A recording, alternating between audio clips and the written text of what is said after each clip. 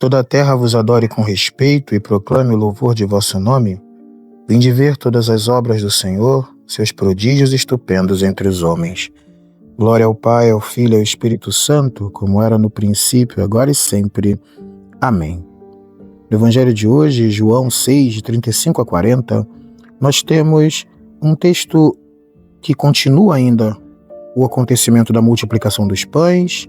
Logo em seguida, nós tivemos Jesus caminha sobre as águas, e nós estamos dentro de um grande discurso do pão da vida, que é quando o povo encontra Jesus do outro lado da margem, que foi atrás de pão que alimenta a carne e não estava atrás do pão que alimenta a alma.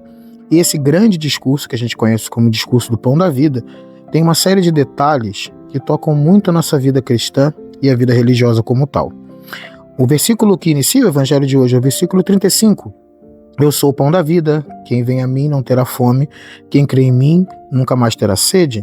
Mas Jesus continua dizendo algo a mais. Ele diz assim: eu, porém, vos disse, que vós me vistes, mas não acreditais. Todos os que o Pai me confia virão a mim, e quando vierem não os afastarei. Aqui temos alguns detalhes. Vós me vistes, mas não acreditais. O verbo usado aqui para ver não é o verbo blepo, que é o verbo em grego que geralmente significaria apenas a visão física, como alguém que vê um carro ou como alguém que percebe pelo olhar alguma imagem. Esse verbo aqui é o verbo roral, que significa, é o verbo de ver no sentido de também entender. Ou seja, é como se o nosso Senhor falasse: todos os sinais que eu poderia mostrar para vocês de que o que eu faço é diferente do que vocês procuram, eu já apresentei. Então, quando ele multiplicou o pão, ele está dizendo: olha, esse pão, essa maneira de fazer é Deus, só Deus que pode fazer isso. Então é uma ação sobrenatural, não natural. Depois, quando ele caminha sobre as águas, ele está mostrando mais uma vez que o que está fazendo ali não é um ato comum que qualquer ser humano pode fazer, não é apenas uma busca de um consolo terreno, é algo sobrenatural. Então ele está dizendo: olha, vocês viram, não é só viram do ponto de vista físico, mas viram do ponto de vista interno. Vocês tiveram todas as provas que precisavam para acreditar que eu sou Deus, e ainda assim não acreditaram. É disso que nosso Senhor está falando. Vós me vistes com um olhar profundo, mas não acreditais, ou seja, não começaram a entender que as coisas que o Cristo vem a pregar são maiores do que aquelas que nós mesmos pensamos sempre. Então ele continua dizendo: todos os que o Pai me confia virão a mim. Como é que alguém pode ir a Cristo? Há muitas maneiras. Uma delas é o modo como as pessoas iam até ele, caminhando mesmo com as pernas. Só que ele fala uma coisa, que aqueles que vão até ele nunca serão afastados, e esses a ele vai conduzir até o fim dos tempos. E aqui tem uma questão importante, porque Judas Iscariotes, ele foi até Jesus, ele caminhou fisicamente até Jesus. Por isso, quando nós falamos que alguém vai a Cristo, não estou falando apenas do ponto de vista material, como alguém que caminha uma perna até outra perna, até porque essa nós nem temos como fazer. Ir até Jesus é querer estar junto dele, é ir até ele com a alma. Nós vamos até Cristo com a alma toda vez que nós cremos e queremos nos unir a ele como um amigo. Essa é a pessoa que quer ir até Jesus. Ela quer estar próximo. E o que ele está falando é: todos os que o Pai me confia virão a mim. Ou seja, todo mundo que o Pai confiou ao Cristo são pessoas que vão querer estar próximos dele. Ou seja, a marca é a pessoa que quer ser amiga de Cristo. Querer estar próximo de alguém é um sinal típico da amizade. A convivência é um sinal próprio da amizade. Você percebe, quando você tem um amigo, você começa a ficar próximo dele e você não tem vontade de ir embora correndo. Você quer ficar mais tempo, mais tempo, mais tempo, porque isso é próprio da convivência. É um ato próprio de amizade.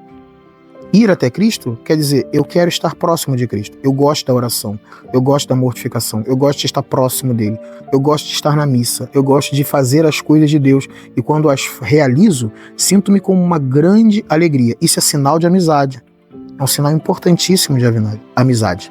E diz: quando vierem não os afastarei. Isso aqui é algo muito importante, porque às vezes nós queremos estar muito próximo de alguém, nós queremos ser amigo de uma pessoa e a pessoa não quer devolver essa amizade para nós. Isso pode acontecer também.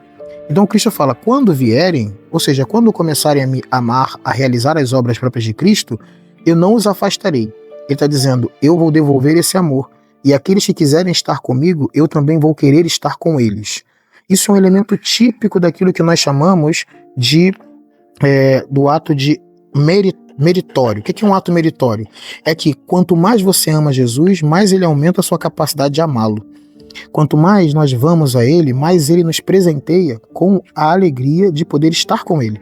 Isso é muito próprio. Quem começou uma vida de fé e está se convertendo agora, percebe que a primeira coisa que te pedem é que você comece a ir à missa domingo. Aí você começa a ir à missa 1, 2, 3, começa a achar bom, aí logo depois você começa a sentir vontade de também rezar o terço. Aí depois, se isso começa a ficar agradável, aí nasce uma vontade de você também conhecer mais sobre a Bíblia. Então, quanto mais você entrega para Jesus, mais ele vai te dando vontade de estar junto dele. E essa consequência toda traz uma paz muito grande. É isso que ele está dizendo. Ele fala, se você vem até mim, se você faz o primeiro passo de amor, de se confessar, de ir à missa, de fazer uma oração diária que o seja, ele não os afastará. Isso é típico. Você pode procurar. A pessoa às vezes fala assim, não quero ter compromisso com a igreja, mas vou começar a rezar. Ela começa a rezar e quando menos espera ela vai à missa. Ela começa a ir à missa, quando ela menos espera ela muda de vida. Por quê? Porque ele não afasta. Então ele traz para si. E olha só o que ele diz. Pois eu desci do céu não para fazer a minha vontade, mas a vontade daquele que me enviou. E diz, esta é a vontade daquele que me enviou, que eu não perca nenhum daqueles que ele me deu. Ou seja, isso quer dizer o seguinte, quem o Pai dá a Cristo? Todos aqueles que sentem algum mínimo de amor a Cristo. Todo mundo que sustenta qualquer mínimo de amor a Jesus Cristo recebeu algo do Pai, para estar junto dele. E quando eu falo de amor a Jesus Cristo, eu não estou falando de algo aleatório ou de algo místico, estou falando de algo muito concreto. Ama a Jesus Cristo quem quer agradá-lo. Quem, por exemplo, numa sexta-feira, descobre assim, é dia de penitência. Por mim eu comia carne, mas como Jesus vai ficar feliz de eu não comer carne, eu não como carne. Não é porque é uma lei canônica ou porque tem alguma pessoa que está te perturbando na internet dizendo que não pode. É porque, além disso, você vai deixar Nosso Senhor mais feliz, mais contente com isso. Essa pessoa está indo até Cristo. Ele diz, essa pessoa não se perderá. Quem ama o Cristo não vai se perder, porque o amor a Jesus Cristo é a marca da eternidade na alma de cada um. Por isso o Evangelho fala assim, mas esta é a vontade daquele que me enviou, que eu não perca nenhum daqueles que ele me deu. Ou seja, quem ama o Cristo, ele faz como que um laço para que nós não nos percamos. Não importa o que a gente faz, contanto que o amemos, ele nos conduzirá. Isso não quer dizer que podemos pecar, porque obviamente o pecado é o contrário do amor. Se nós amamos muito uma pessoa, a última coisa que a gente quer fazer é ofendê-la gravemente.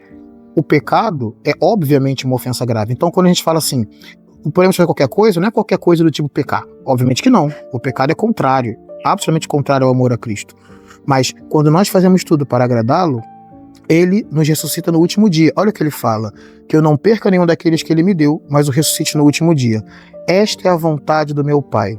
É muito bonito quando Cristo fala a vontade do Pai, ele deixa explícito para nós. A vontade do Pai é que toda pessoa que vê o Filho, ou seja, quando você percebe as evidências que Jesus é o Senhor, quando você percebe que ele cumpre todas as profecias, quando você percebe que ele traz aquela paz no coração, quando você vê o Filho, quando você percebe a verdade sobre Jesus e nele crê, ou seja, a partir daquele momento resolve seguir tudo que ele pediu e seguir também o modo de pensar que ele trouxe, essa pessoa tem a vida eterna. Quem vê o Filho e nele crê tem a vida eterna. E eu o ressuscitarei no último dia. Em outras palavras, ele prepara uma grande ressurreição, um grande prêmio a todas aquelas pessoas que resolveram amá-lo nessa vida, na expectativa do prêmio celeste, a ressurreição no último dia. Algo de muito importante em tudo isso que estamos falando, porque algumas vezes, quando falamos sobre estar com Cristo, ir até Cristo, essas palavras podem parecer abstratas demais, e as pessoas podem achar que nós estamos falando de alguma literatura ininteligível. De maneira mais exata, são coisas concretas. Nós amamos o Senhor quando buscamos a leitura do Evangelho todos os dias. Nós buscamos o Senhor quando nós estamos dispostos a levar a bom termo um propósito espiritual.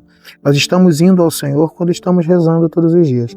Esses são os sinais de ir até Ele, através da Eucaristia, pela adoração da palavra, quando escutamos. Por isso, a atitude típica é, se de alguma maneira a palavra do Senhor nos leva a algum tipo de amor, é sinal de que o Pai está dizendo, eu quero que vocês sejam guardados pelo meu Filho. E ser guardado pelo Cristo é estar a caminho da salvação eterna. Que o Senhor Jesus nos ajude a compreender bem o significado das suas palavras e a sermos santos já agora e quando chegar o momento de entrarmos na glória. Em nome do Pai, e do Filho e do Espírito Santo. Amém.